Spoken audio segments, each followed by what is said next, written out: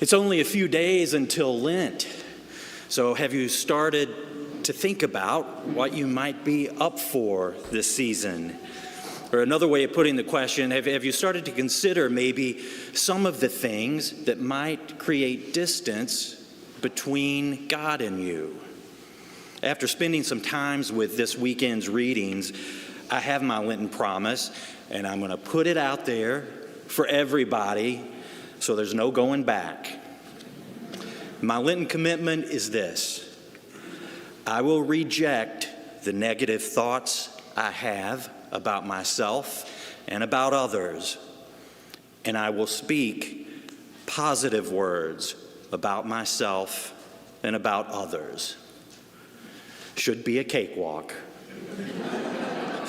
When I think negatively, I'm going to replace that negative thought with something positive. And when I want to say something negative about myself or about somebody else, I'm going to check myself and check my thoughts, and I'm going to choose positivity. And that's my Lenten promise.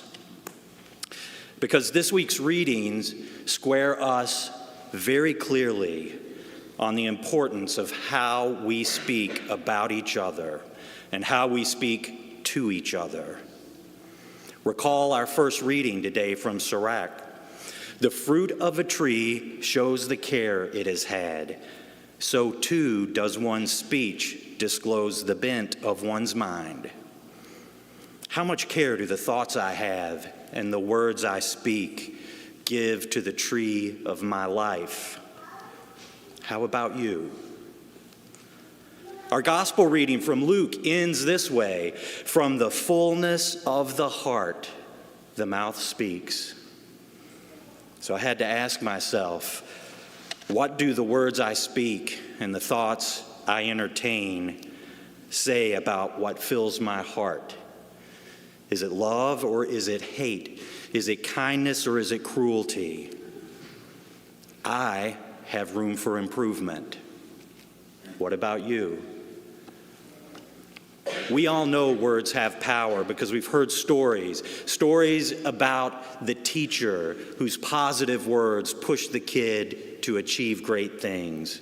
Stories about the coach whose halftime speech drove their team to victory.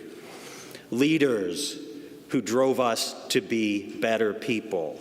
Think, I have a dream, or we have nothing to fear but fear itself.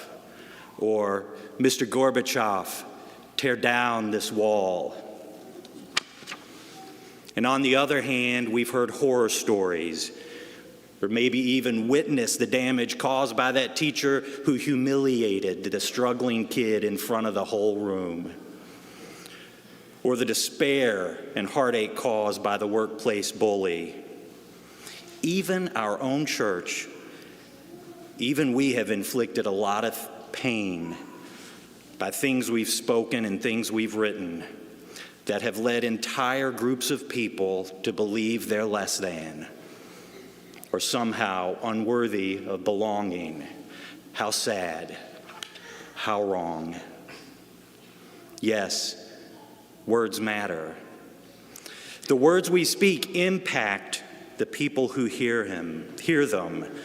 The words we choose to speak will either build bridges or burn bridges. I want to build bridges. So my Lenten promise is to use words that build bridges, not burn them. But the words we speak don't just impact those around us. The greatest impact of all probably is not on others, it's on ourselves. The thoughts we entertain, the words that come out of our mouths, have their greatest impact on us because they do one of two things. They either bring us closer to God or take us further away from God. So let's ask ourselves this question: how do my thoughts and words impact me?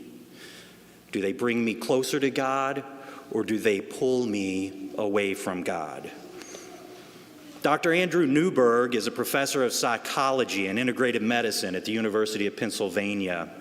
He wrote a book after conducting an extensive medical scientific study, and the book's titled, "Words Can Change Your Brain." And this is its conclusion. By holding a positive and optimistic word in your mind, you stimulate frontal lobe activity. And the longer you concentrate on positive words, the more you begin to affect other areas of your brain. Over time, given sustained positive thought, this changes our perception of the self and those around us. In other words, medical science proves that our words matter, not just to the people around us, but they shape who we are. It's not just medical science that recognizes the importance of words. Catholic theologian Peter Kreeft, reflecting on today's readings, concluded this: a constant habit of coarse or insulting speech makes your soul more and more coarse and insulting. Criticizing others doesn't make you less critical and angry, like letting off steam. It does exactly the opposite. It digs a rut in your soul. What effects do our speech have on our souls? Do they create a clear pathway, or do they dig deep ruts? Words matter. Science proves it. Theologians teach it. But above all that, God tells us. Recall our scripture today. The Gospel of Luke: a good person out of the store of goodness in his heart produces good, but a person out of a store of evil produces evil. For from the fullness of the heart, the mouth speaks. Sirach: the fruit of a tree shows the care it's had. So too does one's speech disclose the bent of one's mind. My favorite is from the book of Proverbs, chapter 18, verse 31. Death and life are in the gift of the tongue, and those who indulge it must eat the fruit it yields. What fruit does our speech produce? Is it healthy and sweet, or is it bitter and rotten? I'd like to think mine's not rotten, but it sure isn't quite yet ripe. Words matter. Thoughts matter. About 3 years ago, in a moment of great weakness, I agreed to run a half marathon with 5 other people. I had never run in my life. I had never played any sport in my life. I had never exercised in my life.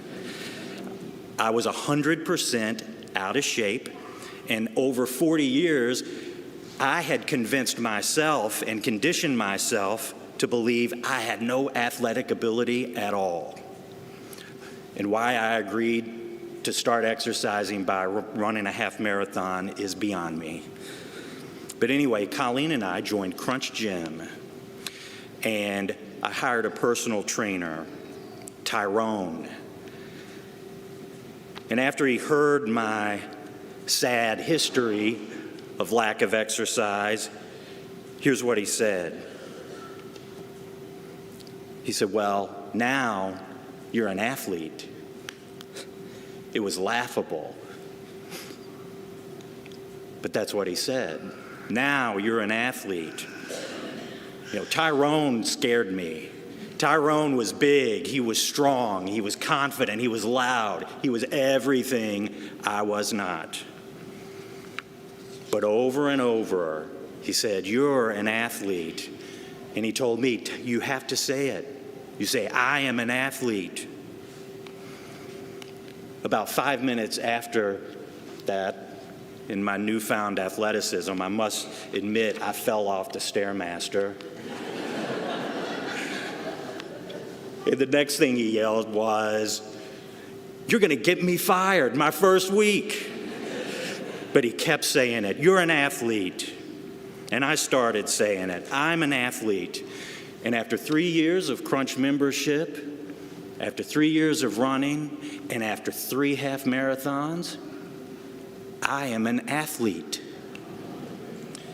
The thoughts we have, the words we speak about ourselves and about others matter, and they shape who we become. So this Lent, I'm committing to fast from negativity, negative thoughts, negative words. As Tyrone might say, I am a positive person. I'll say no to thinking negatively about other people. I am a positive person. I'll say no to speaking negatively about others. I am a positive person. And I'll say no to spending my time and spending my money on websites, social media, or TV shows that try to tell me that I need to think negatively about other people. I am a positive person. Anyone here think they might benefit from the same commitment? If so, let's commit to this together and let's be positive people. It won't be easy and we won't be perfect, but if we take St. Paul's advice, if we remain firm in our commitment, if we remain steadfast in our efforts, God promises that our work will not be in vain.